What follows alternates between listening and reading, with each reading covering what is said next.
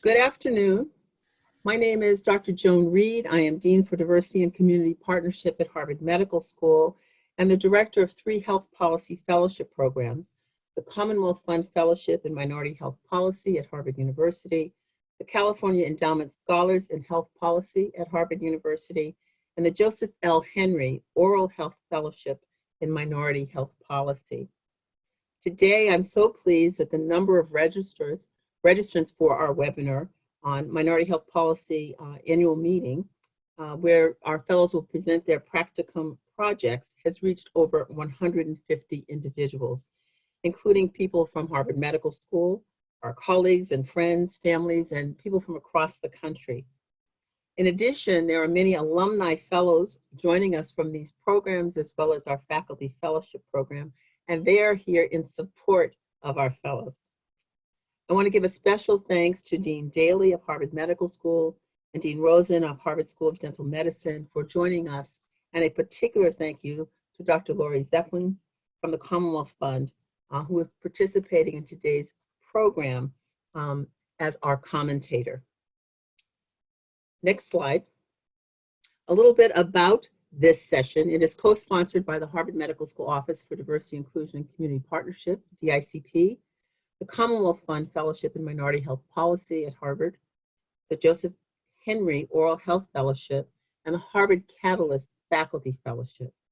The mission of DICP is to advance diversity and inclusion in health, biomedical, behavioral, and STEM fields in ways that build individual and institutional capacity to achieve excellence, foster innovation, and ensure equity in health locally, nationally, and globally. DICP efforts support the career development of junior faculty, trainees, and students, and identify and train leaders in academic medicine and health policy. DICP also provides programs that address critical pipeline issues. Next slide. Established in 1996 and supported by the Commonwealth Fund, our Commonwealth Fund Fellowship in Minority Health Policy is designed to prepare physicians, particularly physicians from groups underrepresented in medicine, to become leaders who improve the health of disadvantaged and vulnerable populations through transforming healthcare delivery systems and promoting innovation in policies, practices, and programs that address health inequities and social determinants of health. With this May's graduation, we will have trained 142 physicians, dentists, and mental health providers, including those from the California Endowment and the Joseph Henry Fellows.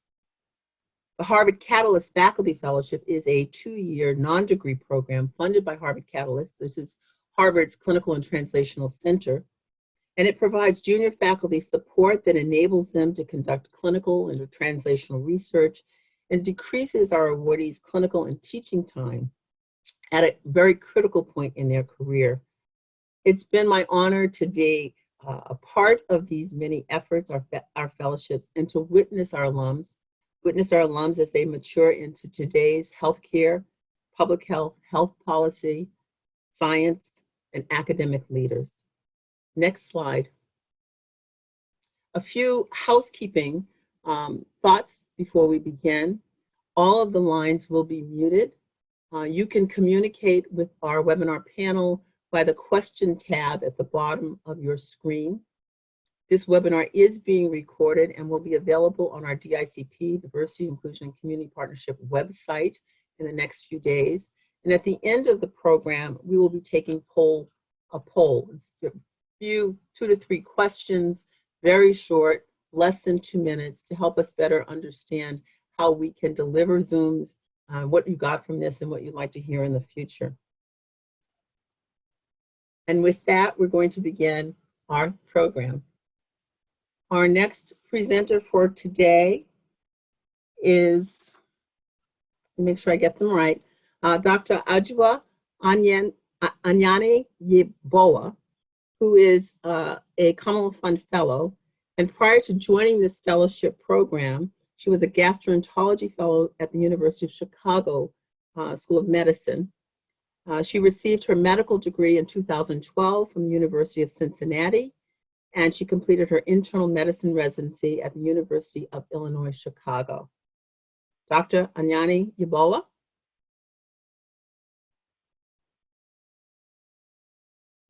Thank you. Can we go back one slide, please? All right, hi everybody. I'm Adjoa Anyani Yeboah. I'm a gastroenterologist by training. I'm very passionate about health equity and care of vulnerable communities, particularly in gastroenterology, and that's why I did the project that I worked on. It's called Best Practices for Community-Based Colorectal Cancer Screening Programs, Lessons from Boston Community Health Centers. My host organization was the Boston Public Health Commission. Next slide.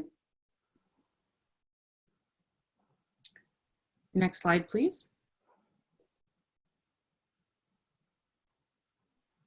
All right, so let's start looking at some national data. So how common is colorectal cancer at a national level? So you can see here, looking at the right, that colorectal cancer is the 4th most common type of cancer, and it's the 2nd leading cause of cancer death following lung and bronchus cancer. Next slide. Now let's look at some national screening data. So in 2012, the screening rate was 65.2%, and this increased to 68.8% in 2018. And even though this looks like a small increase, it reflects an additional 9.3 million individuals that were screened. That being said, we didn't reach our goal of 80% in every community in 2018, and that's what we continue to strive for as we move forward. On the right side, you can see community health center data.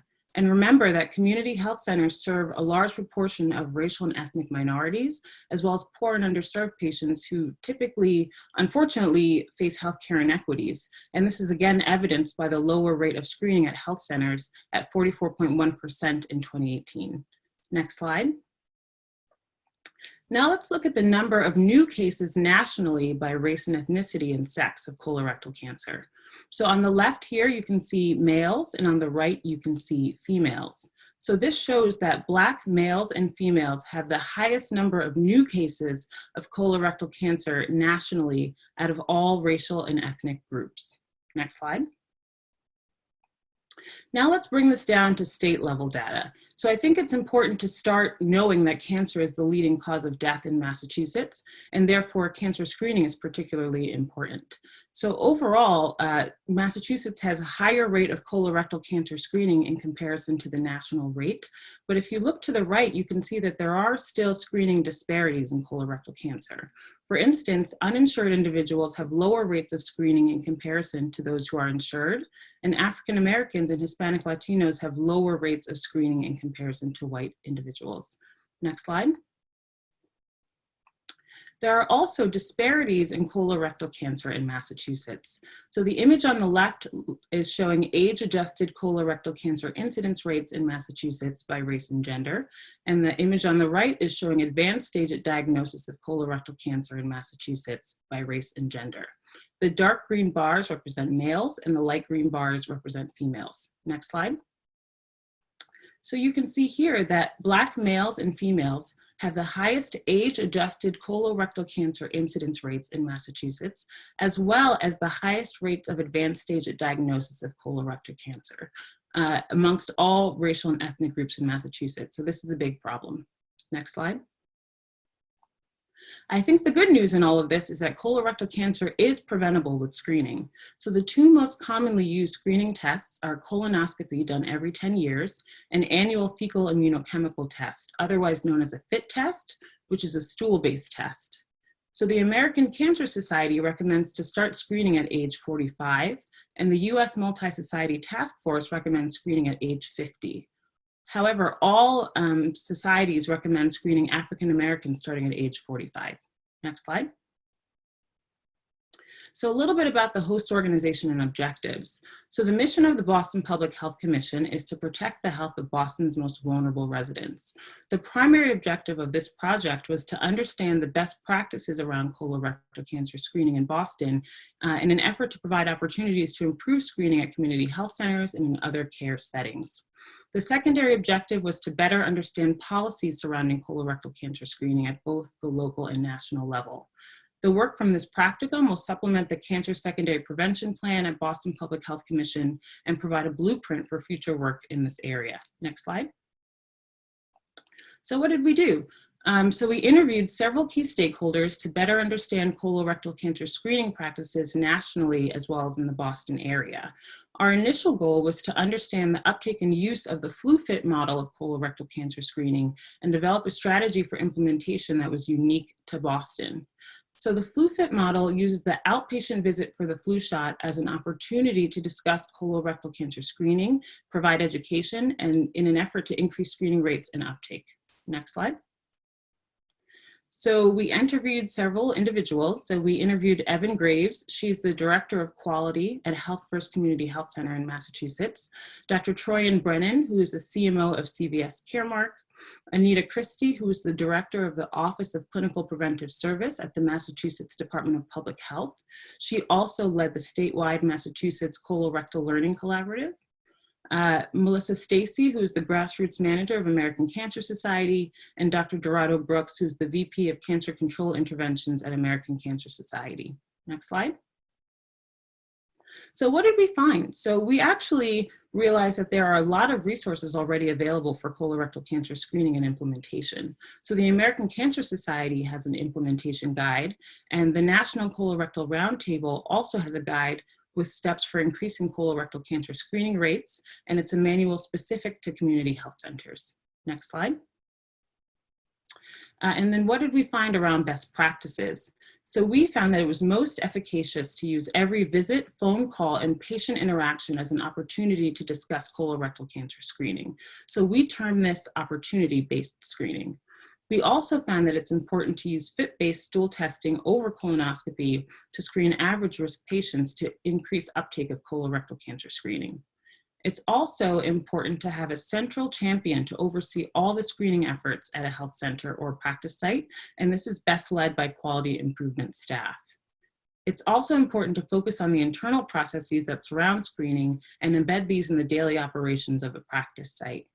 It's critical to get buy-in from all primary care providers and ensure that everybody is providing colorectal cancer screening to all of their patients. And then it's key to use the medical assistants to keep a log of the tests that have been done, track down the test results, and keep a log of those that are positive. Next slide. And then what were the gaps that we found? So linkage to a gastroenterology provider to perform colonoscopy is a large barrier for health centers. There's also poor uptake of stool testing at health centers in Massachusetts, and this remains a big problem.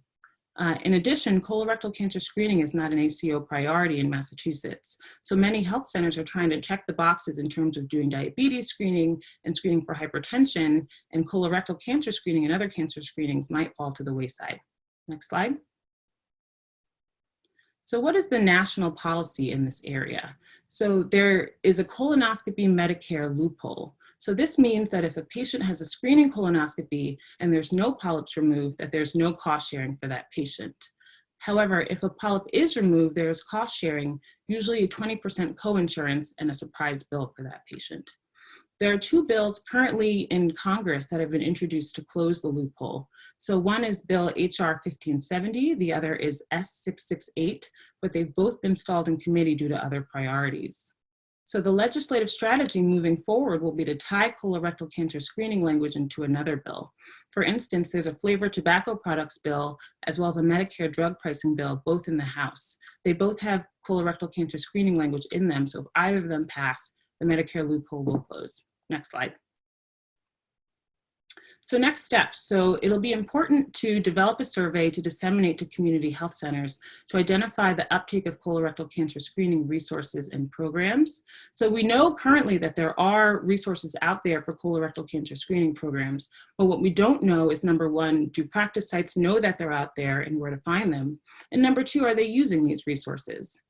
Another step will be to engage the Massachusetts League of Community Health Centers to broaden the uptake of these best practices of colorectal cancer screening, and then expand screening to other care settings, such as partnering with pharmacies, as well as into the community at health fairs, festivals, schools, and churches, etc.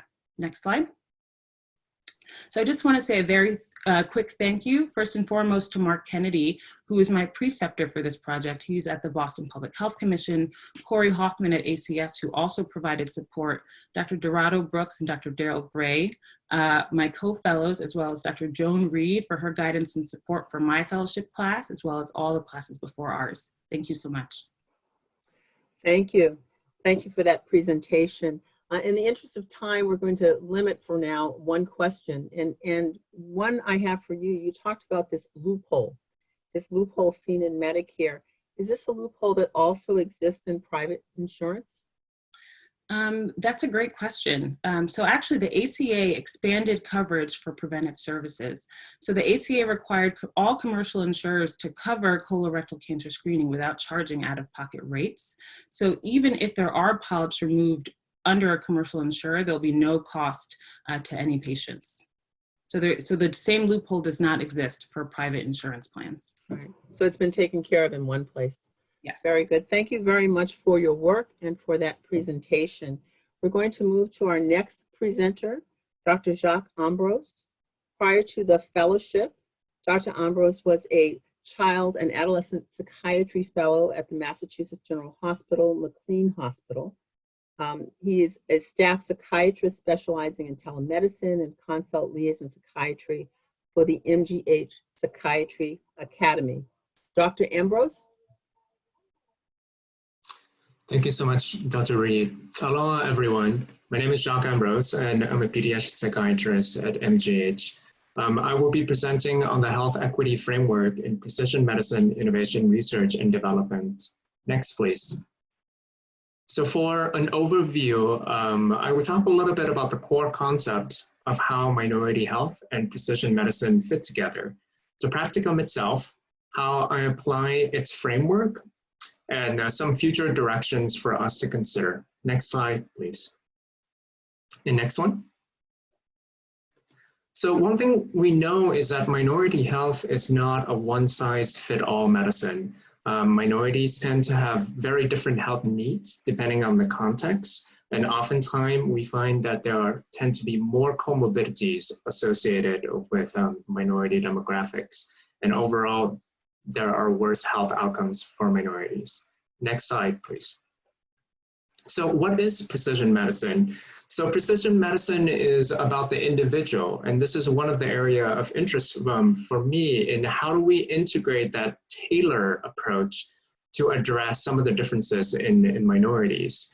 So what precision medicine is we're taking in the inputs like biomarkers, BMI, medical history, and convert that into a tailored algorithms for the individual in diagnosis, treatment, prevention, and even a cure. So a prominent example of this is the All of Us trial with NIH, which is a research program that's inviting 1 million people across the US to build one of the most diverse health databases in history. Next, please. So as history has demonstrated with new technologies, there's always a potential liability of further increasing the health inequities through either unequal access or unequal utilization of these innovations. So my goal is how do we begin to integrate equity from the very beginning? How do we have an equitable development and access for vulnerable communities and people of color in precision medicine? So for the phase one of the practicum was for me to look at where are the areas of needs and develop a tool, a framework to improve the equity work for research and innovation development. Next, please. So my particular practicum was at a tech company specializing in AI and a specialty clinic in New York City. And the reason why I'm really interested in private sector is I think industries and private entities are key stakeholders in the healthcare system, and increasingly more so. So with industries like CVS and United Health, with a combined asset of $500 billion, I think there is certainly a lot of value in including them in the discourse. And I think there's always a scarcity of equity work outside of the public health domain. So I'm really interested on bringing them on as allies and partners. So next, please. Next. So in addressing this work, there's a lot of myths and assumptions that I want to address head on. Is oftentimes people say that there's no equity problem, or that we already have a lot of diversity in the research and in the tech development, or that equity isn't really going to change anything. So I went straight to the source and trying to find out what are some of the areas of needs that are currently within the realms of physician medicine. So next, please.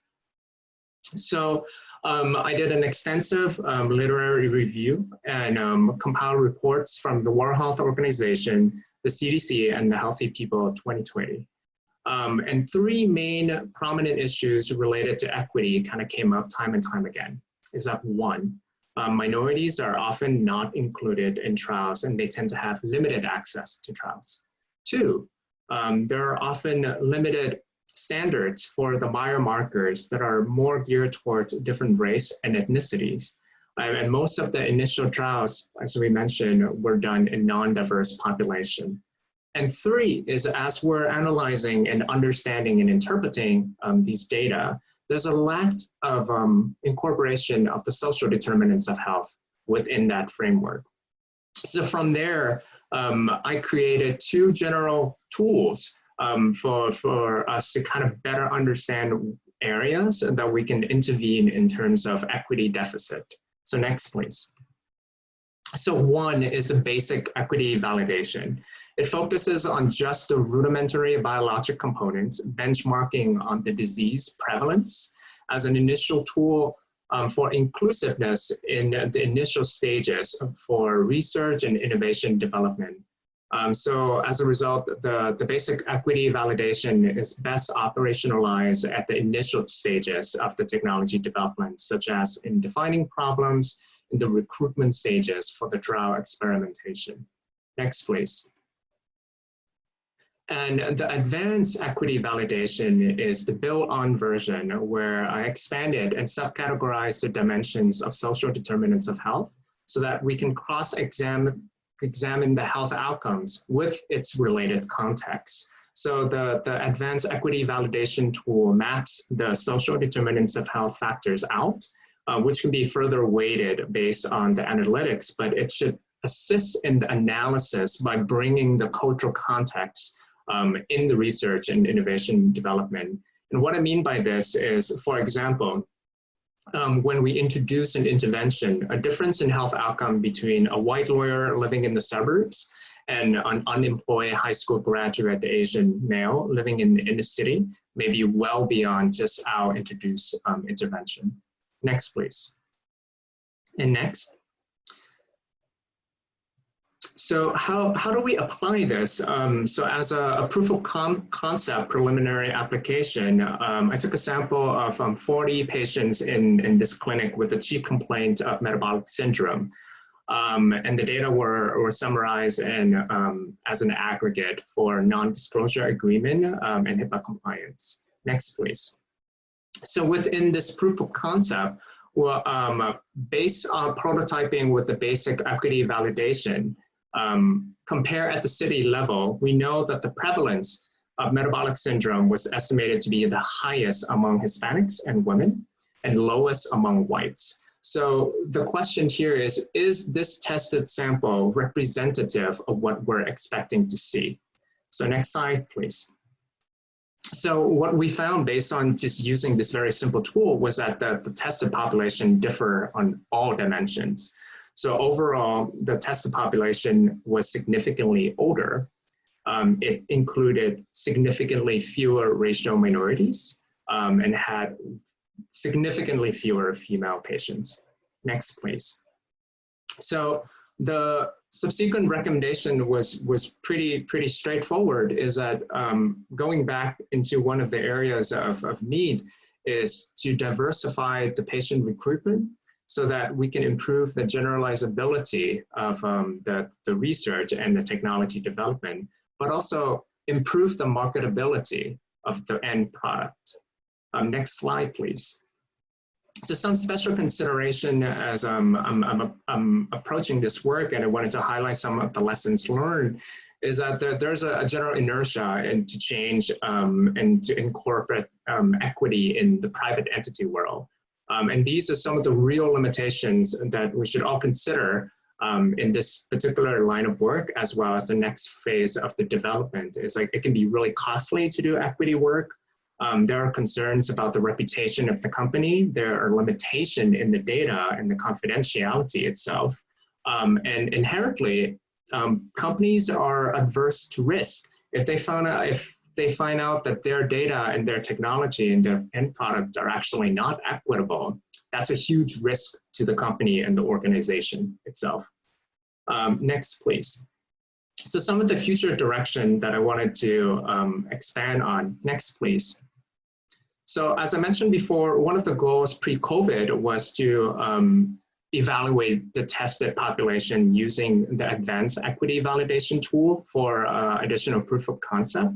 But I think one of the things that COVID really highlighted for me was more and more data coming out showing that minorities and people in underserved communities are disproportionately impacted by COVID. And despite the fact that COVID doesn't discriminate based on race or class or gender, one of the things that we're understanding that our healthcare system have those institutional and structural barriers. So I think the advanced equity validation tool could be really, really helpful for us to better understand how those variables interrelate. So next, please. So as I mentioned before, some of the things that I'm really interested in potentially developing this is to integrate artificial intelligence. So to integrate more of a recurrent neural network so that we can include more variables in the input and eventually even automate the process for the end user and giving the result for the end user in a live and real-time feedback. And as I mentioned before, with the advanced equity validation, I would love to maximize the effectiveness and usefulness for this tool so that we can better deep dive into how different elements of social determinants of health interrelate and affect health outcome for people. And lastly is how can we best use equity as a currency to actually even incentivize competition for organization to want to have equity instead of us having to push it onto them. Next slide, please. So the main takeaways for me is that these deficits and areas of needs are huge opportunities for us to move forward in moving the needle on equity, because it certainly is an underutilized area in the private sector. And the goal is for them to be really operationalizable and user-friendly. And the motivation for equity work is very different depending on the different market. And my hope is that as I continue to hone and further work on these tools, that we can incorporate them into more of a usable aspect for our communities, our healthcare delivery system, like providers like us, and ultimately for our patients. Next slide, please. So thank you so much for listening to my presentation. Please let me know if you have any question. Thank you. So thank you for that presentation, Dr. Ambrose. A quick question. In this world of precision medicine and big data, what is your vision, wish? What is it that you are hoping will come out of this work as we move forward in this space? Thank you for the question. That's a great thought to consider. I think the equity validation framework can be used as a really concrete tool so that it can incentivize companies and organizations to be an ally in diversity work for us. And I think my goals is how do we make it easy for organizations to identify those areas of needs in equity so that it can be improved upon quickly and expeditiously in two ways. So one, like I mentioned, is by increasing the representativeness of the data, the research and the innovation development can be much more robust and generalizable to everyone, not just a specific sector of the population. And two, because it's more generalizable and applicable, the end result can be much more marketable to the consumer and the patients themselves. And I think if we can get organization to compete to see who can produce the most diverse and equitable product, I think that's a win-win for everyone. Just one quick question is from the Q&A, and it was asking about, as we're moving in this direction and having more data available, how do you protect against exploitation of populations? I think that's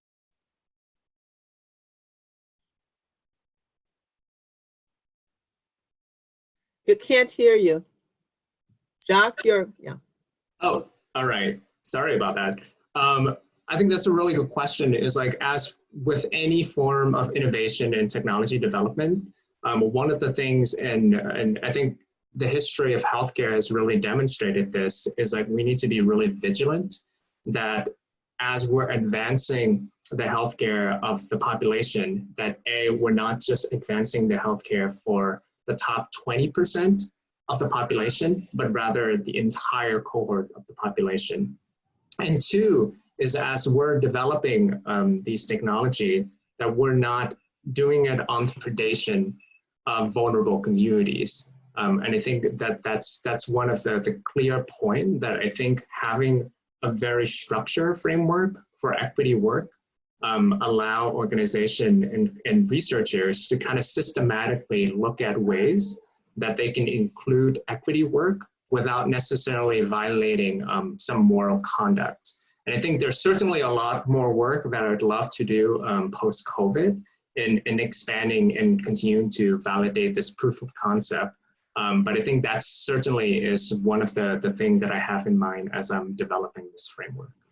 Thank you. Thank you very much. Thank you very much, Dr. Ambrose. We're going to move to our next presenter. Our next presenter is Dr. Medea Hawk, who is, prior to coming to the Health Policy Fellowship Program in Oral Health Policy, she was a full-time clinical assistant professor at the University of Illinois at the College of Dentistry. She received her graduate degree from Harvard School of Dental Medicine in 2015. So in many ways, she came back home. Dr. Hawk. Thank you. Welcome to my presentation. My name is Dia Hawk, and I'm a pediatric dentist. I'm also the current Joseph Henry Fellow in Minority Health Policy. So today I'm going to talk about recommendations for how to best approach the integration of oral health and primary care training programs. Next. So this is a graph showing the percent of people with untreated dental decay by race, ethnicity, family income, and insurance status. We can see from this graph that minorities such as Blacks, Mexican Americans, and not shown on here, Native Americans, suffer from significantly higher rates of untreated dental decay. Adults who are 100% below federal poverty levels or have public insurance or no insurance at all also have higher rates of untreated dental decay. These findings apply for children as well. So we know that untreated dental caries leads to pain, infection, problems with speaking, eating, poor school performance. It also leads to costly emergency room visits and hospitalizations. So why do these disparities exist? Next. The biggest barrier in getting access to oral health care is lack of insurance. Without insurance, many people are simply not able to afford oral health care. Even if people do have insurance, they may be living in a dentist shortage area, or they're not able to find a dentist who accepts their public insurance due to low reimbursement fees. There could also be issues with transportation, getting time off of work, and finding culturally competent care. And so all of this tells us that there are striking inequities in oral healthcare access, with vulnerable populations facing more barriers. So how can we tackle this issue? Next. One way to tackle this issue is to train primary care providers in oral health, as proposed by the Surgeon General's report. So why did they say this? So first of all, there's a high prevalence of primary care access relative to dental care access. This suggests that primary care providers, including physicians, nurse practitioners, physician assistants, can all play a crucial role in the prevention and treatment of oral diseases. We know that oral health is an integral part of overall health. Chronic oral infections are associated with diabetes, heart and lung disease, low birth weight, and premature births. Despite this, primary care providers receive minimal training in oral health. And so this presentation is going to address how to best address these disparities by integrating oral health in primary care training. Next. The organization I worked with is referred to as CIPCO, which stands for the Center for Integration of Primary Care and Oral Health.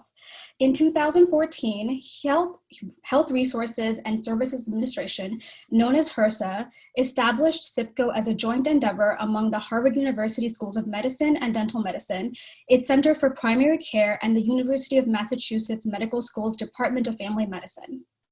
Next. So the objective of this project is to develop options and recommendations for these two issues. So first I'm going to present on how to best approach integration, and then I'm going to present the second objective, which is how best to develop oral health competencies for primary care training programs. These are expected to be published and reported to HRSA. Next. So the first part of this method included analyzing results of CIPCO's previous studies. They did a nationwide survey of 13 disciplines with regards to oral health in their curriculum, and found that and discussed the barriers that they faced in dedicating more hours to oral health. So in summary, it was found that the top 3 barriers were lack of time in the curriculum, competing priorities, and lack of faculty expertise. Next, we did a literature review of oral health competencies, curriculum standards, clinical competencies, and oral health education. Next. So going back to the first objective, there are 2 options for integration. Next. The first option is to directly include oral health as a standalone curriculum. For example, having 1 week dedicated to oral health lectures and cases. However, this places the topic in a vulnerable position because there will always be the possibility that it can be removed. For example, the Accreditation Council for Graduate Medical Education, known as the ACGME, added oral health requirements for family medicine in 2006, with the goal of increasing resident training on this topic.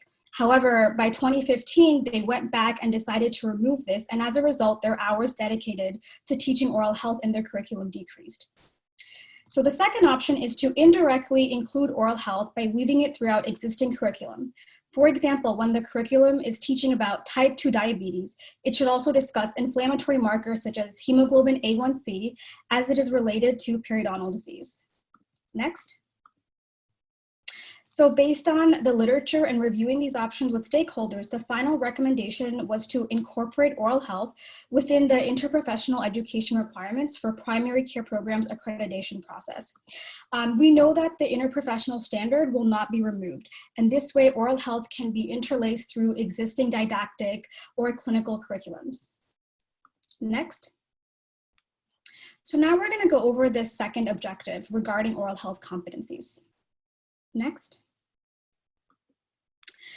So when deciding the best way to translate clinical competencies into primary care practice, it was decided to use entrustable professional activities, known as EPAs.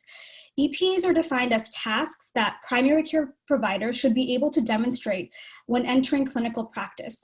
EPAs are currently being used in medical education. Next. So CIPCO developed 8 EPAs, and so the 2 options are as follows. The first is to incorporate all of the 8 EPAs that CIPCO developed. The second option is to require 4 EPAs, and we're going to go over what these are. Next. So EPAs 1, 4, 5, and 7 include doing an oral health risk assessment that takes into account demographics and social determinants of health, taking the oral health history to identify patient-specific risk factors like systemic conditions that can impact oral health and vice versa, completing an oral exam to identify caries, periodontal disease, and other lesions, and lastly, facilitating patient navigation like having an efficient referral process. So I know this seems like a lot, these 4 EPAs, but it's important to remember that physicians are already thinking about a lot of these issues. If a cardiologist has a patient with a prosthetic cardiac valve, they know that these patients are high risk for infective endocarditis and would recommend prophylactic antibiotics for certain dental procedures. So finally, we realized that recommending only 4 EPAs is not ideal, but this is assuming that programs have time constraints and can only implement a few of these EPAs. Next. The second option is to incorporate all of the EPAs. So in addition to the 4 I mentioned before, also including providing targeted patient education, delivering disease-specific treatment, and working with community partners to identify and address oral health issues for the population. So again, many communities are already addressing these issues by having a school sealant program, or in Massachusetts, they have weekly fluoride mouth rinses for communities that don't have access to fluoride water. So these EPAs are building on existing programs. Next. So finally, it's the final recommendation of CIPCO to recommend all of the 8 EPAs. CIPCO endorses this option because it is a comprehensive set of competencies covering everything from prevention to treatment for primary care providers entering practice. Next. So we understand that primary care providers are coordinating complex care for their patients, and we are asking them to do one more thing. So looking at the next steps, we realize that implementation of these competencies will also be challenging. And so it's really important to get buy-in from training programs so that they can take this to their professional organizations and say, let's include this in our primary care curriculum. This could involve collaborating with the National Medical Association or the National Hispanic Medical Association, or even going to the American Association of Medical Colleges and developing modules for these primary care programs to use. And ultimately, there needs to be a multifaceted approach to reduce the burden of oral diseases in vulnerable communities, which includes everything from training more underrepresented minorities to training primary care providers in oral health. Next. I just want to thank Dr. Christine Reede for all of her support and Dr. Joan Reed for all of her mentorship and opportunities during this fellowship.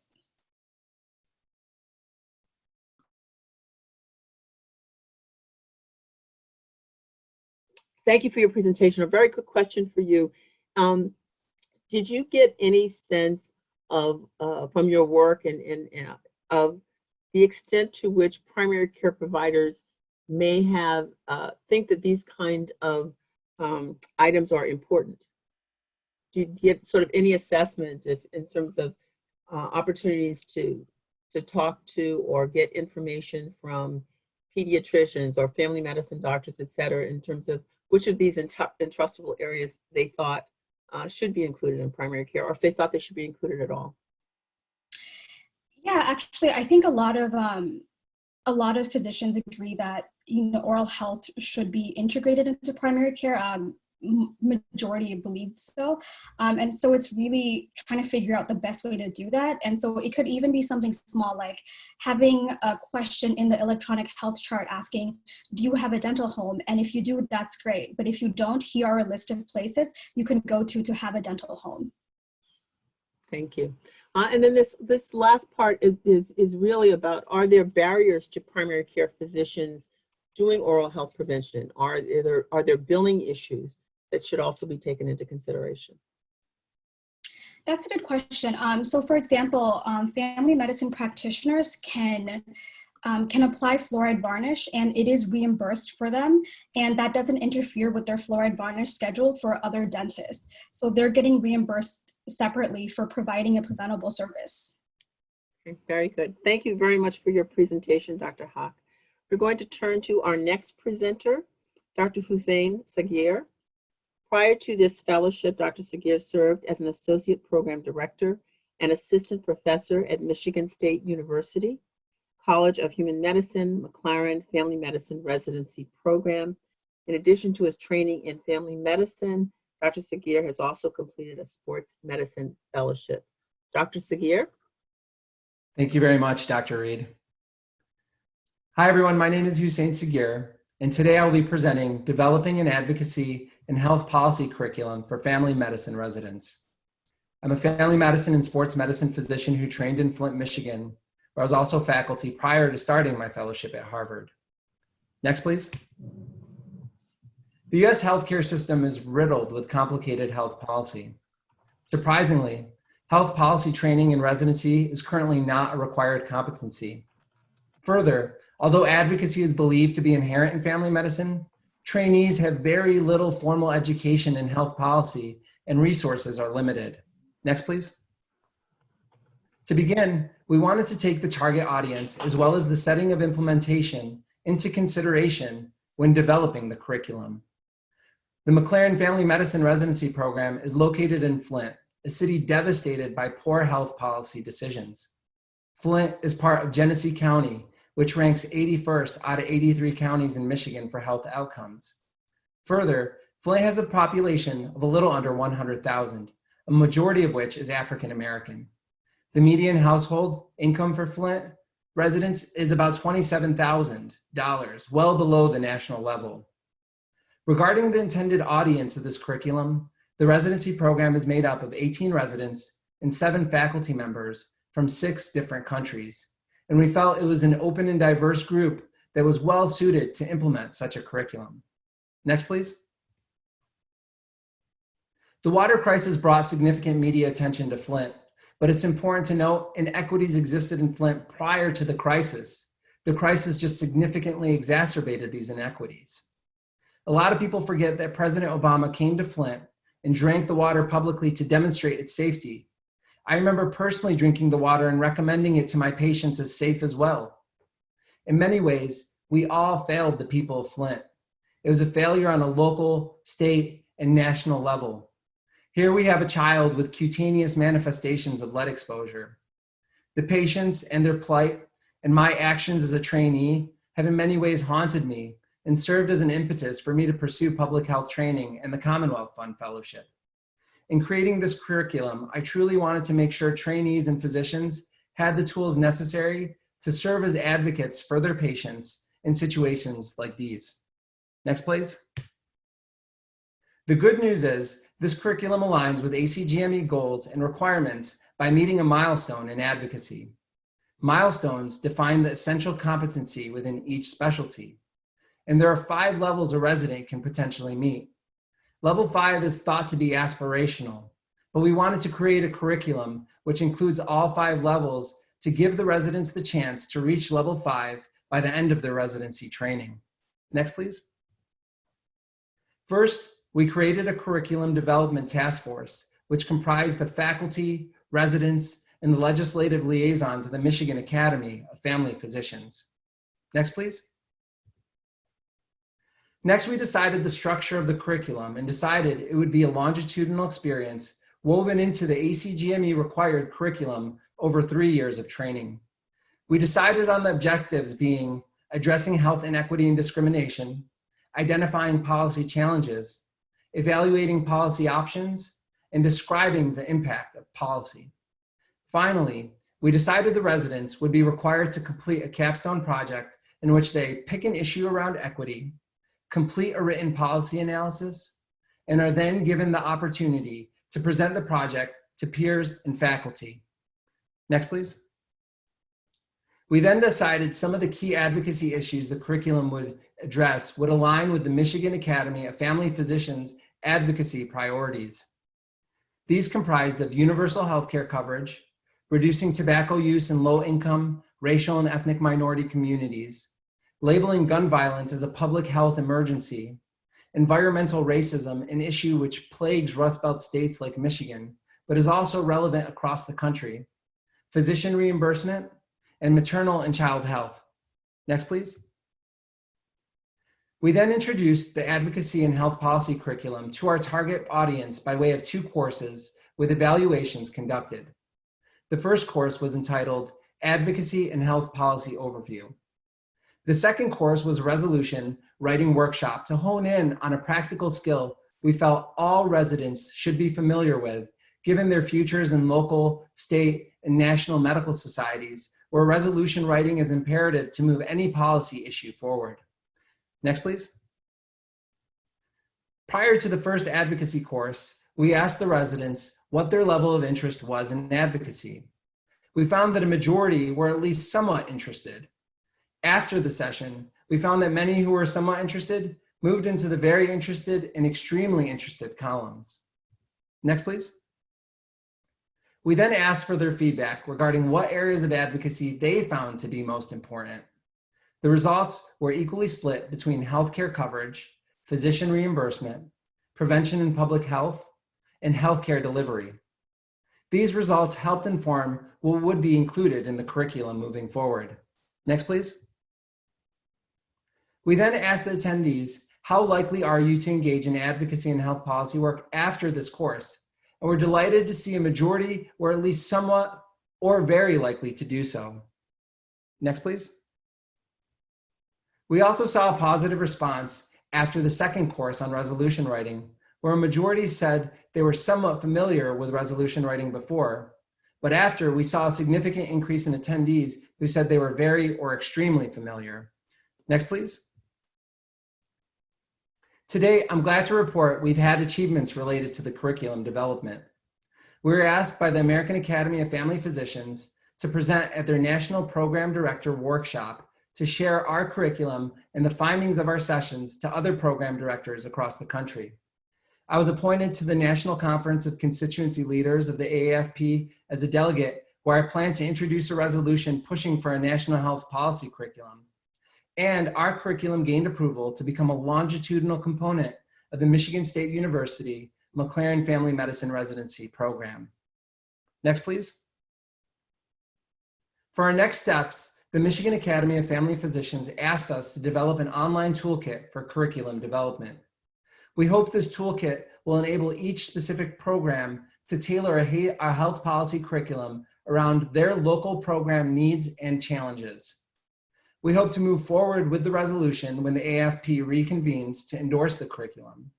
And we are going to start implementation of the curriculum within the residency program starting this upcoming academic year in July. Next, please. I want to acknowledge the task force members who helped me craft this curriculum, particularly the chief resident, Dr. Julie Tai, who is instrumental in providing a resident perspective and buy-in for this curriculum. Next, please.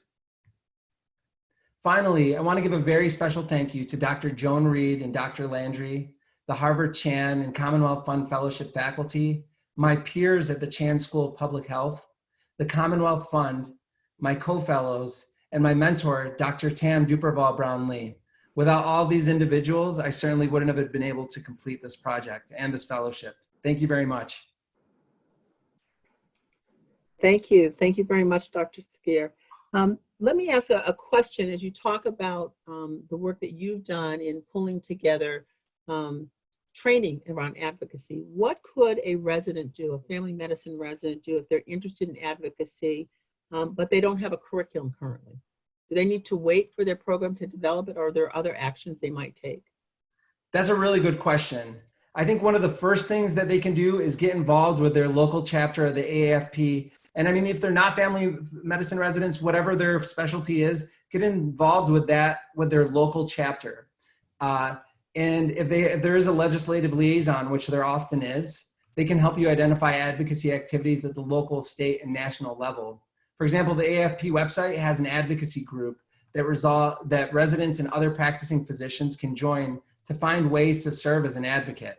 So there are certainly a lot of avenues that they can pursue, but I think an easier route would be just kind of going through the established state specialty societies. Thank you very, very much.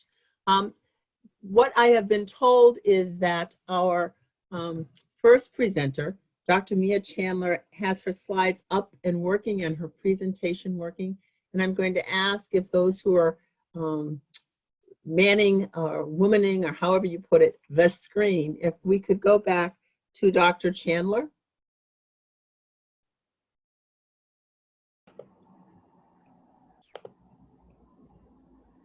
Thank you very much. As I said, Dr. Chandler is a pediatrician. She came to us from Holyoke, where she worked in the Holyoke Pediatric Associates. Dr. Chandler? Good afternoon. Thank you for your time and attention to this presentation on my practicum on girls and young women's empowerment in Nubian Square, along with the host institution of the American City Coalition in Roxbury.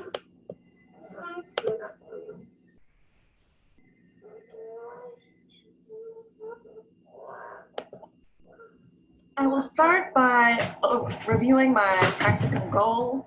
I'll define empowerment as we worked from that. I'll give you a few examples of the effect of women's empowerment on society. I'll talk a little bit about the significance of Roxbury and Nubian Square as the center of this work, the role of the American City Coalition, the host institution for my practicum. I'll give you the overview and background of phase 1 of the community needs assessment, which was focused on the girls and young women's personal assets and their expressed needs. And then I'll spend some time speaking about phase 2 of the community needs assessment. This is where I started the practicum work. And it was an assessment of what the community had to offer the girls for the work of empowerment. And finally, I'll end with discussing future directions, plans, and ideas. The goal of my portion of this work was to assess the empowerment resources available to young women in Roxbury and to develop tools for assessing the quality and to develop tools for stakeholder engagement meant to close those existing empowerment gaps once they were found. Our working definition for the empowerment of women and girls is that it's a transformative process by which they go from having limited power, voice, and choice to having the skills, resources, opportunities, and agency needed to control and benefit from their own economic and social gains.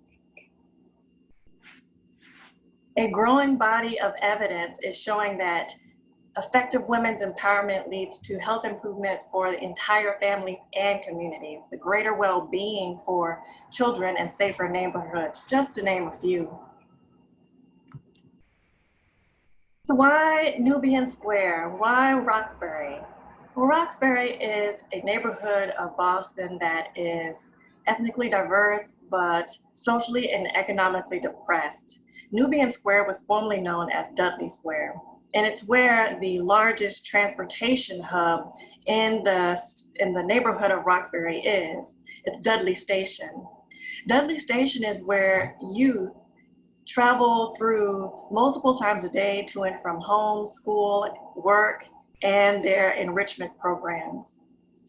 It is centrally located and therefore a prime area for us to assess what the business district and programming and environment can offer the girls to aid in their elevation. The American City Coalition, TAC, is centrally located in Nubian Square, and they responded to a rising concern expressed by community and business leaders with respect to what they saw the girls experiencing in the Dudley Square and Nubian Square area. They were experiencing and witnessing violence between peers and maybe sometimes petty crimes, and there was a concern about their own agency and empowerment. So TAC responded to this by hiring and training youth researchers who all identified as female to participate in research where they conducted focus groups and administered surveys to their peers, girls ages 14 and young women to 21. The results were an empowerment model specific to the young women of Roxbury and a report entitled Pathways for Girls Study. Here is a graphic example of the empowerment model that was developed in conjunction with TAC and the youth researchers. As you can see, there are 15 total domains in the circles. However, for phase 2 of the community needs assessment, we will only focus primarily on the 5 that are in green, and they are safety and security, mental health, the institution of the family, knowledge and skills, and social capital. With the empowerment model and report in hand, we enter into phase 2. And so I'm going to report to you now what's been accomplished so far. We thoroughly reviewed the Pathways for Girls report. And based on that, we researched existing empowerment elements in similar communities across the United States and Massachusetts. We attended community meetings, press conferences for market analyses in Nubian Square, and I visited local businesses and spoke with the business owners about their interest and their potential contributions to women's empowerment in Dudley Station. Based on the information that we gathered and the analyses that we conducted, we developed a survey to assess the quality of the community empowerment assets that were available in Nubian Square. The girls reported personal assets of a strong sense of community, safety at home and work. They noted that they could use more educational motivation, more coping and interpersonal skills to boost the psychological safety between their peers. The community opportunities were to increase the number of girl-specific programming and to bolster the safety and security that was available in the public. Threats to their empowerment were the limited access to mental health care and even the legalization of marijuana, which could increase access to underage youth, thereby limiting their development and executive function.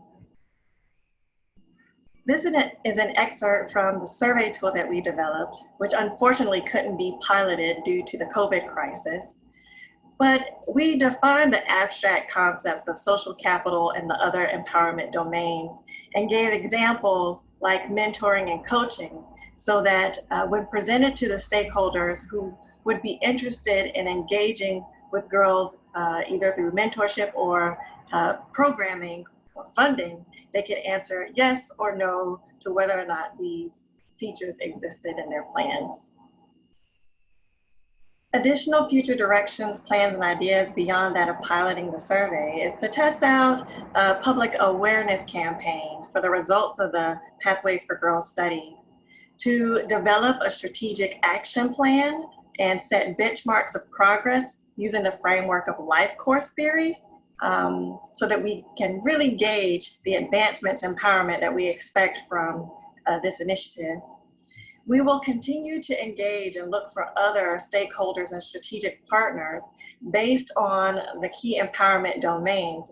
A few of them that we have already engaged with and seek to engage further are law enforcement, transportation agencies, mental health service agencies, faith organizations, hospital systems who have adopted the anchor mission, enrichment programs, vocational training programs, and artist guilds, just to name a few.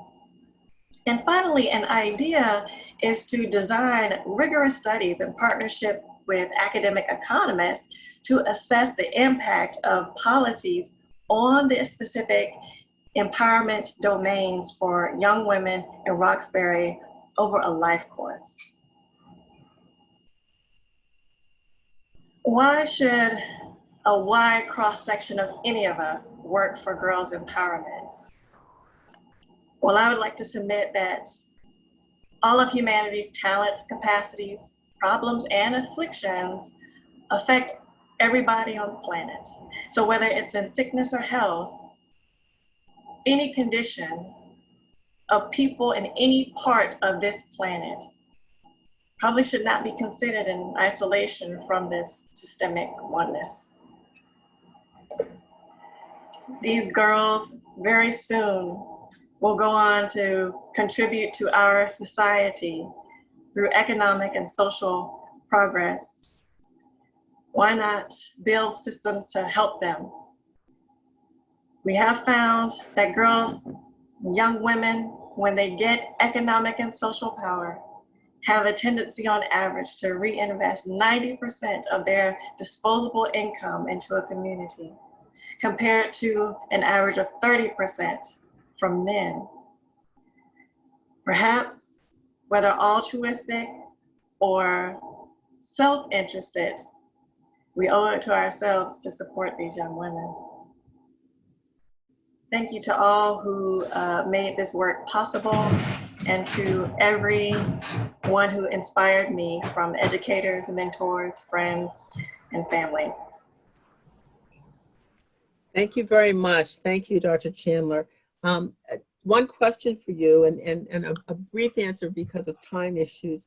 As you talked about these different stakeholders, one of the groups that I didn't hear as much about was the families, the parents, the guardians, the people who surround these young women so closely. Could you speak a little bit about how they might be engaged in this empowerment effort? Yes, ma'am. So arguably that might be the most complicated group, given the levels of stress from the social and economic depression and the responsibilities of the family. So one of the ideas that has been floated around amongst us and with my preceptor, Dr. Fitzgerald, is, can you still see me? Yes. Dr. Fitzgerald, is that perhaps it would be good to meet parents where they are with their children. And that's within the school system, open house at the high school, at times when they meet their primary care provider, whether that's family medicine, adolescent medicine, or a pediatrician, to form those partnerships so that parents don't have to spend extra time to be heard. And just one other thing, even if we can't meet with parents directly, a partnership with primary health care clinics in making a video or posters or things like that for at least an education campaign and a follow-up line would be a way to engage parents who have a high bandwidth text. Very good. Thank you very much for your presentation and for your work. We're going to turn now to our final presenter today, Dr. Stephen Rodriguez. Dr. Rodriguez is a faculty fellow of the Harvard Catalyst Program for Faculty Development and Diversity. He's also an instructor at Massachusetts General Hospital in the Department of Neurology. Dr. Rodriguez. Thank you, Dr. Reede. Today I'm going to present some of my work on a potential new mechanism for neurotoxicity in ALS, and which also may play a role in subsets of patients with Alzheimer's disease. So here are pictures of brains from patients that had Alzheimer's disease, FTD, and ALS. And these diseases result in a premature death of neurons. But one of the big problems in our field is that most of the experimental model systems of the most common genetic forms of these diseases actually lack neuronal cell death. So you can imagine that makes developing therapies to block neurodegeneration really challenging. For example, in the most common genetic form of ALS and FTD, which is caused by a mutation in the C9orf72 gene, the brains of patients accumulate pathological RNA foci, which you see on the left, and these dipeptides, which you can see on the right in the section of the brain as brown stains. And of course, they get neurodegeneration, neuronal cell death. Mouse models that express this common mutation are able to reproduce the RNA foci and dipeptide proteins, but they do not replicate the neurodegeneration. So this is a big problem. So there's no cell death in these models. But another feature in patients with the C9orf72 mutation is an abnormal presence of sense and antisense RNAs that are not detected in controlled individuals, which one can see over here on the right as blue and green and red dots. So I hypothesized that these RNAs could complement each other and form double-stranded RNA species in neurons. And this is what we found.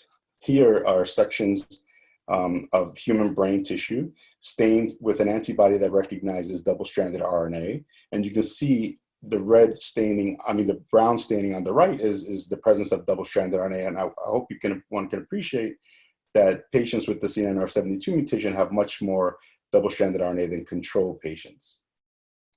So then the big question is double-stranded RNA sufficient to cause neuronal cell death or neurodegeneration? So I made a serendipitous find a while back in transgenic mice that started this whole project. I found that sensory neurons in a subset of these mice express double-stranded RNA, and that's what you see on the left corner, a section of mouse tissue, and in purple you see the labeling of neurons. And in the second set of images, what you see is the expression of the transgene in 1% of the neurons, and this transgene expresses double-stranded RNA. And double-stranded RNA is normally not present in neurons, in cells at high levels in the cytoplasm. So our cells have receptors to detect this double-stranded RNA. So for example, from a virus, but in this case, it's coming from a transgene. And this triggers the activation of a transcription factor that leads to the production of interferon cytokines. And these interferon cytokines can bind their receptor and trigger a host of downstream effector genes that define the antiviral innate immune response. Here, for example, on the left are three interferon-induced genes that you can see are highly expressed in purple in the transgenic animals on the right, but not detectable at high levels in the controlled transgenic mice. And the activation of this pathway in just 1% of neurons can lead to the death of about 40% of neurons in these animals. So double-stranded RNA causes neurodegeneration in these mice. So mouse work takes a very long time. So I wanted to develop a human neural culture model system in a dish to sort of speed along the therapeutic development. So here what I've done is I've transfected in a double-stranded RNA molecule that's been fluorescently labeled red, and I've transfected it into green neurons that you can see here and imaged over 48 hours. And what you're gonna see, and you can focus on the top left of the screen, is probably the easiest, is that the neurons will take up the red double-stranded RNA, and this will, over 48 hours, will cause neuronal cell death.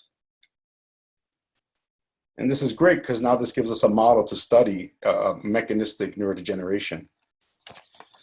So also, before they die, this transfection of double-stranded RNA triggers an antiviral response similar to what we see in transgenic mice. So these are Western blots showing protein expression levels. And you can see on the right side of the screen are Western blots from transgenic mice. And you can see that some of these are example interferon-induced genes are induced in the transgenic animals. And on the left side of the screen, you'll see the induction of these same proteins in the human neural culture models after 24 hours. And after 48 hours, I've quantified neuronal cell death, and you can see that there's a dose-dependent death of neurons with increasing concentration of double-stranded RNA. So with this culture in hand, with this culture model in hand, I wanted to screen for small molecules that block neurodegeneration. So the good news is that antiviral pathways have been extensively mapped out in cells outside of the nervous system.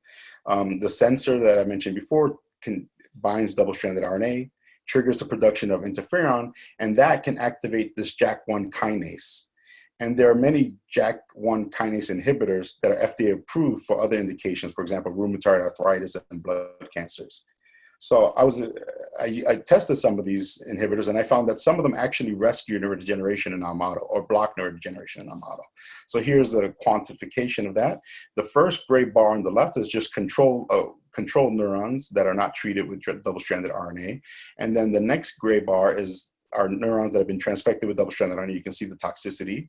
And the next two red bars are neurons that have also been treated with transfected with double-stranded RNA, so it's toxic, but have been pre-treated with two JAK inhibitors, FDA-approved JAK inhibitors, ruxolitinib and tofacitinib. And what you can clearly see is that these molecules are able to block neurodegeneration in this culture system.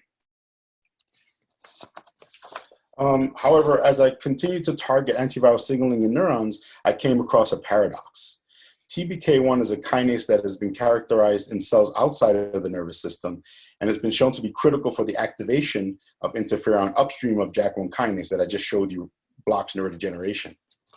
So conventional wisdom suggests that if I block TBK1, I should also be able to block neurodegeneration in this model. However, it turns out that loss of function mutations in TBK1 actually cause ALS and FTD. So if I block TBK1, I'll give people the same disease that I'm trying to rescue. So this is a crazy paradox that we were trying to understand. So to understand, so then the question is, how does loss of function mutation in TBK1 cause ALS and FTD? To get into the molecular insights that could help explain this paradox, I developed neurons that are missing either 1 or 2 copies of TBK1. And then I used a technique called mass spec-based proteomics to examine the profile of thousands of proteins from these different neuronal cell lines and control cell lines and ask what are the molecular changes across these neurons. And here's a heat map of that data.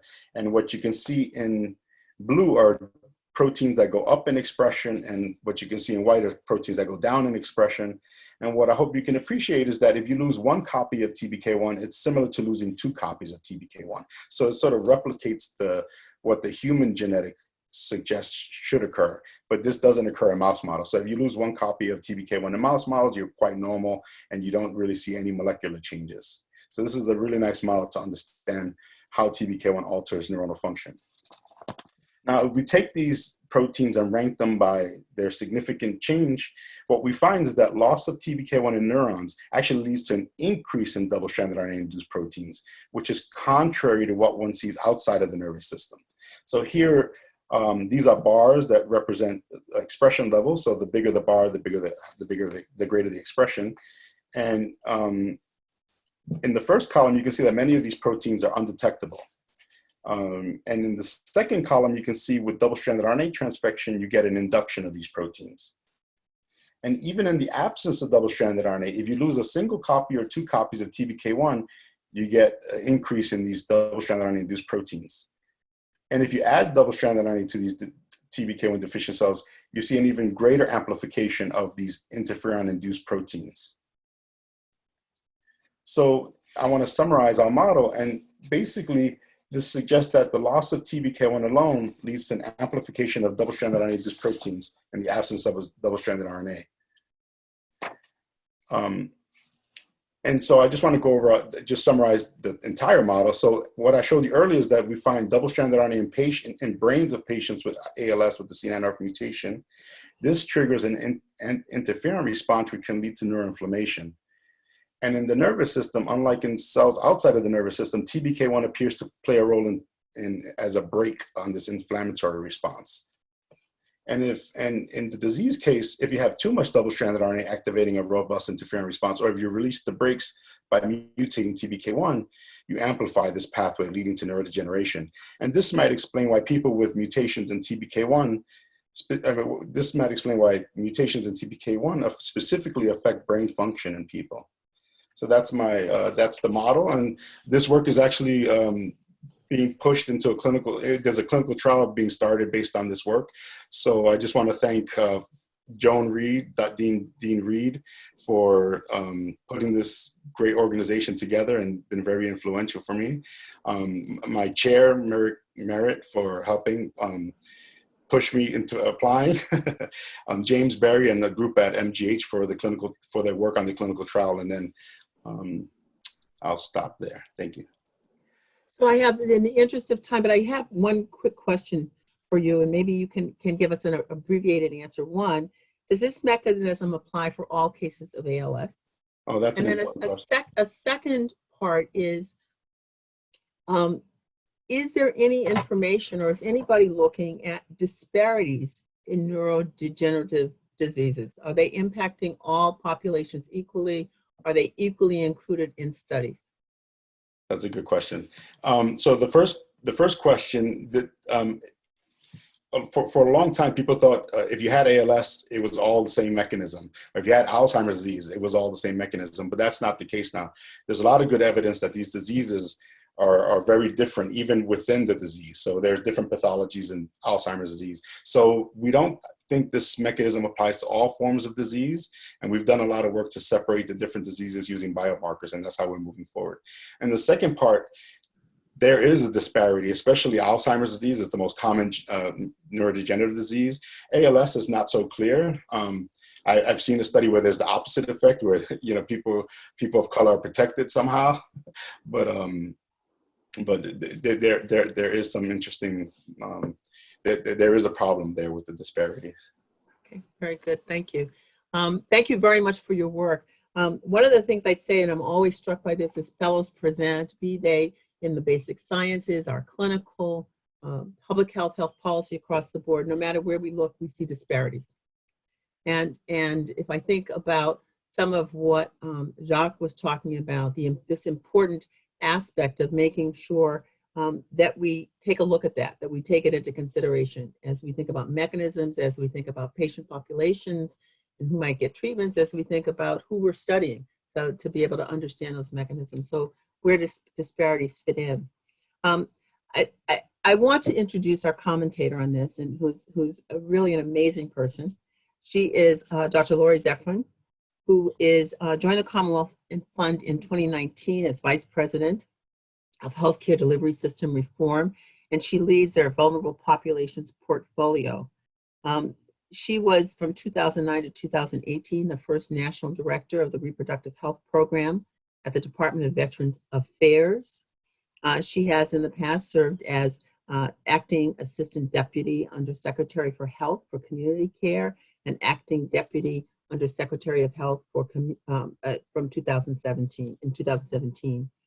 She was a clinical assistant professor at Columbia University, and from 2013 to now, a clinical assistant professor in OB/GYN at NYU Langone School of Medicine. And I also have to say She's returning home. She completed her residency training here in the Brigham and Women's Hospital and Massachusetts General Hospital Integrated Residency Program. Dr. Zephyrin.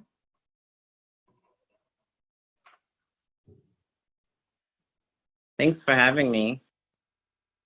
I'm always very excited to join this group. And as Dr. Reede mentioned, it is like coming home. I was also a visiting scholar in the program that she developed many years ago. And so in many ways, this is coming home. And really it's really a lot due to Dr. Reede and just her leadership that I am where I am today. So thank you. Really excited to be here with you all today, and just amazing, amazing work and presentations. I'm just so impressed with all of you, and thank you for sharing that. I wanted to talk today about advancing access, payments, and systems equity, which is a lot of the work that I do at the Commonwealth Fund, and really talk to how all of your work is just very relevant in advancing equity from a systems perspective. If we can go to the next slide, please. Just a little bit about the Commonwealth Fund. It was the first foundation established by women in 1918. And the goal of the entire foundation is to really create, promote a high-performing healthcare system for better access, improved quality, greater efficiency, and really focused on populations, people most vulnerable to inequity. And so there's several areas of focus of the Commonwealth Fund around coverage and access and payment and delivery system reform. And we have an international health policy program and programs focusing on cost containment and Medicare and Medicaid. And so all of the work that you presented today touches on many of these key areas. Just if you go to the next slide, please, a little bit about some of the work that we do. And in terms of the delivery system portfolio and the vulnerable populations work, it's focused on really achieving greater equity in healthcare delivery for people vulnerable to inequity. And I think it's really critical that we think about, we're focusing on people that are vulnerable to inequity. And when we're talking about vulnerable populations, vulnerable means different things to different people. And really what we're referring to is people that have poor access to care, receive poor quality of care, experience poor health outcomes, often as a result of societal injustices related to race, ethnicity, poverty, gender, sexual orientation, age, first language, and a number of other factors as well. And so our overarching goal is really to think about how do you address equity by promoting payment and policy reform through Medicaid, for example. How do you promote high quality comprehensive primary health care? And then also, how do we advance diverse leadership in care delivery, which is critical, and this is why this fellowship is such an important part of what we support and what we do. We go to the next slide, please. And so I do want to talk about and sort of connect a lot of what I'm talking about today to really connect it to COVID-19. I mean, it's sort of the elephant in the room in terms of, it's touching us, all of us as a global family in many ways. And what we're seeing unfold in front of us is a compounding of already existing inequities and disparities that are heightened, essentially, when you add a pandemic to the mix. I mean, resulting in many lost lives and fear that affect all of us in the global family. And in addition to the health harms, there's widespread economic and societal disruption that harm those most affected by inequality, the most vulnerable in our society.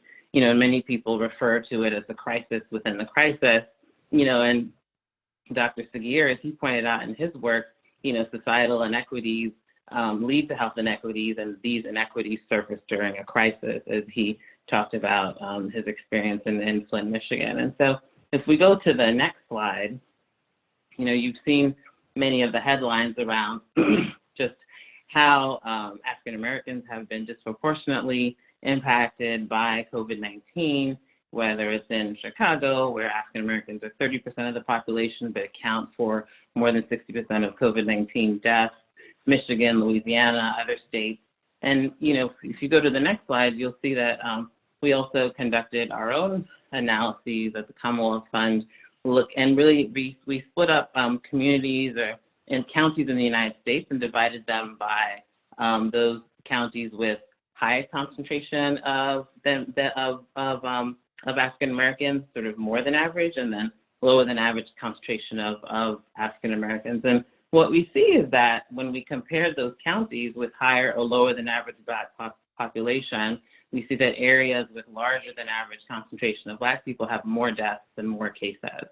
And we also, if you go to the next slide, you'll see the data around higher deaths from COVID in those counties with higher concentration of Black people. I mean, the results are just, you know, shocking, stunning, you know, and just really take your breath away. You know, for example, if we look at the number of deaths in high concentration Black communities, you know, we have, you know, cases around 411,000 cases when we last looked at this data in those communities that have high concentration of Black people, and then 20 compared to 365,000 in communities that have low concentration. And so it's really, you know, when we think about why we're seeing these inequities and why we're seeing these disparities, we have to really understand where this is coming from. And if we go to the next slide, you know, I think Dr. Mary Bassett said it well. It's like, it's not about defective people, it's about social problems, and one that we can fix. And so as we think about the systemic inequities that affect where people live, their ability to access healthcare, the social stresses experienced, and underlying healthcare conditions, we need to really understand those and really understand the social and environmental and behavioral aspects that are a result of the social environmental. We know that Black and Hispanic individuals are more likely to have multiple chronic conditions and develop them at a younger age. We know that people of color are more likely to be uninsured than whites, you know, as high as 14% in African Americans, 24% in Hispanics, compared to 8.6% in whites. And we know that being uninsured carries innate health consequences. And so access to coverage is a critical part of that. Economic opportunity also plays a significant impact, where Black Americans are more likely to work in service sector jobs that may be considered essential. So social distancing as needed in the pandemic is not something that's possible. Hispanic people make a disproportionately large share of farm labor in the United States, where they're working and living in close quarters. Working families in minority communities are twice as likely to be poor and also working as well. And so and also the living conditions are really important, where Black individuals that live in communities where they're exposed to higher pollution, and that also impacts health outcomes as well. And so all of this information, like, we have this information, and so we probably could have predicted some of the impacts we're seeing now, and also could think through some policy solutions to help impact that as well. We go to the next slide. And so as Dr. Ambrose pointed out in this health equity framework, you know, I think that's a really important framework to think about and to have. And as we think about a health equity framework, that framework also needs to be applied to policies, right, to health policies. And so, you know, we gathered a group of health equity leaders, including some Harvard alum from the Commonwealth Fund, Harvard Fellowship, and really, you know, talked about what are some policy opportunities. And one is obviously collecting the data, similar to what you mentioned, Jack, in terms of the work that you're doing in AI and tech. You know, because if you don't know what's going on, then you don't know the disparities and you don't know where to target the resources. And then once you have that data, you know, how do you target recovery and stimulus resources to communities that need it? Expanding health insurance coverage is really critical and important. The Affordable Care Act showed us that in states that expanded Medicaid had decreased disparities compared to states that did not. And so insurance coverage is really critical. Protecting essential workers is also important as well. Healthcare providers, but also people that drive the buses, the people that deliver food. I mean, really broadening and being inclusive about who essential providers are that really keep our society moving. And also investing in strengthening in social supports. And I think some of the work that Dr. Chandler talked about in terms of engaging community and working closely with community, those are things that need to happen in advance. And those relationships can be leveraged at the time of a crisis as well. If you go to the next slide, please. And so in terms of how COVID-19 is affecting how we deliver healthcare in the US, we go to the next slide. And we're seeing that people are not coming to their healthcare providers. Either they're afraid or the practices are closed. I mean, there's just been a significant drop in outpatient visits. Cancer screenings are down, as Dr. Anyane Yeboah pointed out in her work. Dr. Hack pointed out the integration of dental care and primary health care is critical, and that's certainly not happening now. And some of the data that we looked at, visits to gastroenterologists are down 60%. And so it's not that all of a sudden people don't need these services. You know, these services are being postponed.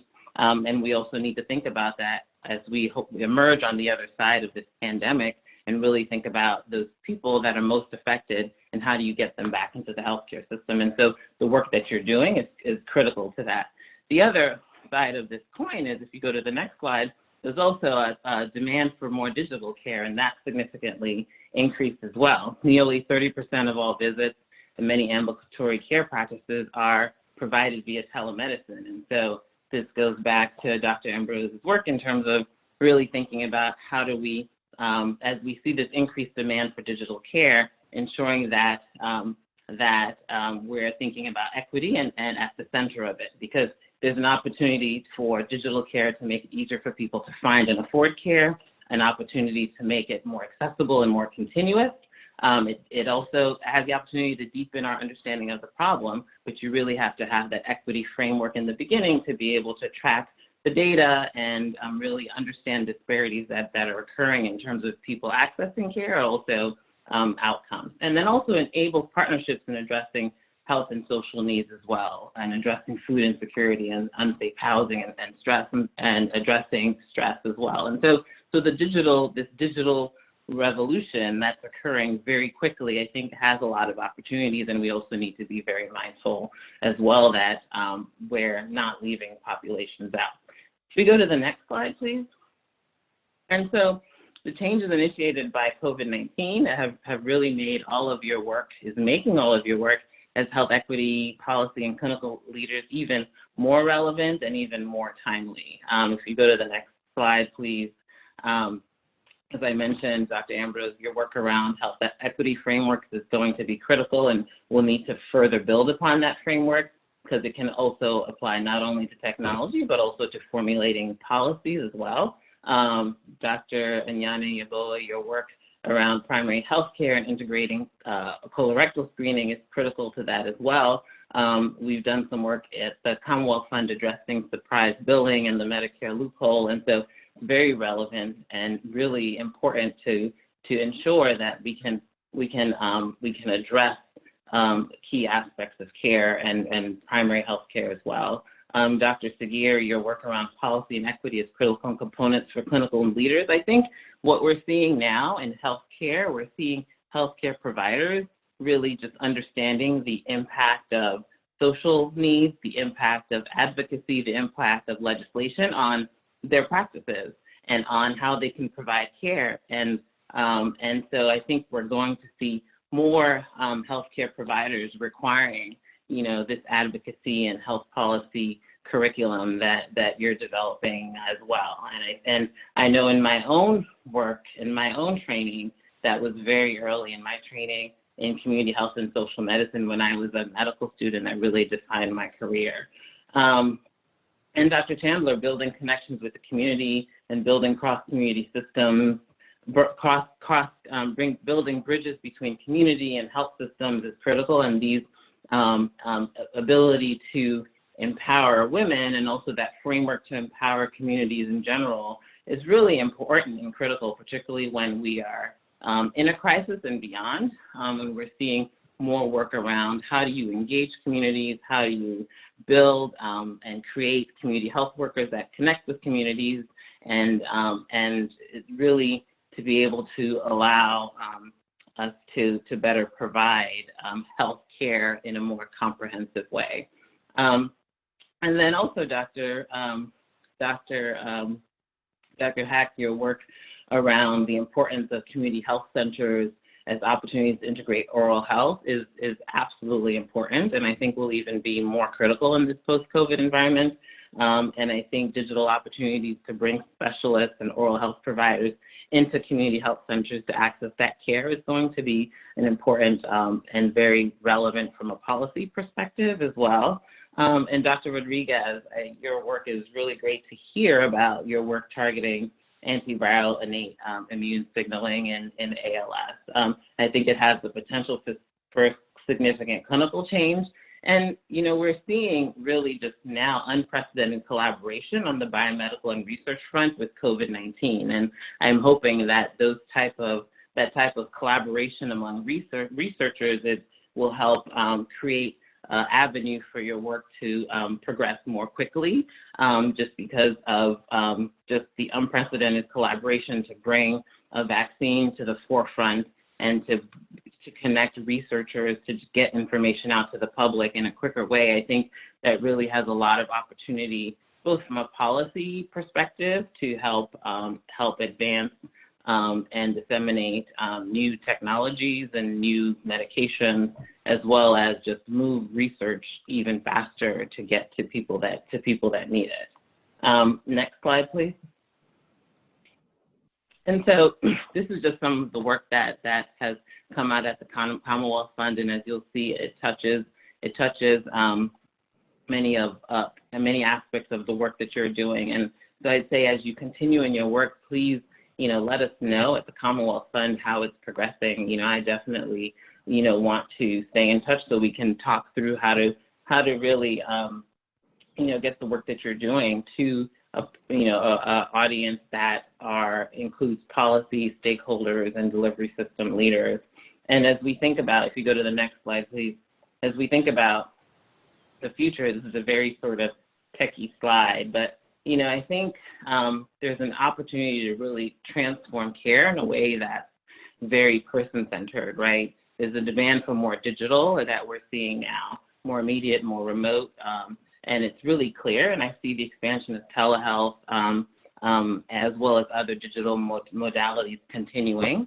I also see that we have a moment now where there's a collective understanding of the value of healthcare and what it means to integrate social services and into health, what public health means, and that economic viability is the key to health. And then, so as we go through this valuable shift, you know, hopefully we can come to the understanding that we cannot leave people vulnerable to inequity behind. And we have to be very intentional in terms of how we incorporate women, people of color, and low-income people into these transformations in healthcare. So thank you for all the work that you've presented. It's been really inspiring. I'm excited for the future, and I'm just excited to see the work that you're doing continue. So thank you, all of you. So I want to thank you, Dr. Zephyrin. I want to really put out a thank you to all of today's presenters. It was enlightening, it was inspiring, it was challenging. I know that for some of the work that you were able to do, it got held up in some ways because of COVID and you weren't able to get to that next level, but you did such amazing work during this period of time and work that will carry forward. It's important. There were many questions that we couldn't get to in the questions and answers. Questions that some we will get to at another point in time, but questions that are going to remain. This is just the start for some of this work. I really want to say that COVID is here for now, but it is not the beginning nor the end of our work around combating disparities and helping vulnerable populations and making sure that there's not only access, but quality care and changing systems of care. Our work goes on beyond this time. Dr. Zephyrin has alluded to that. So I thank you for the role that you've played in this. I thank you for the opportunity to be a part of your training over this period of time. and really look forward to the amazing things that I know that you're going to do as we move forward.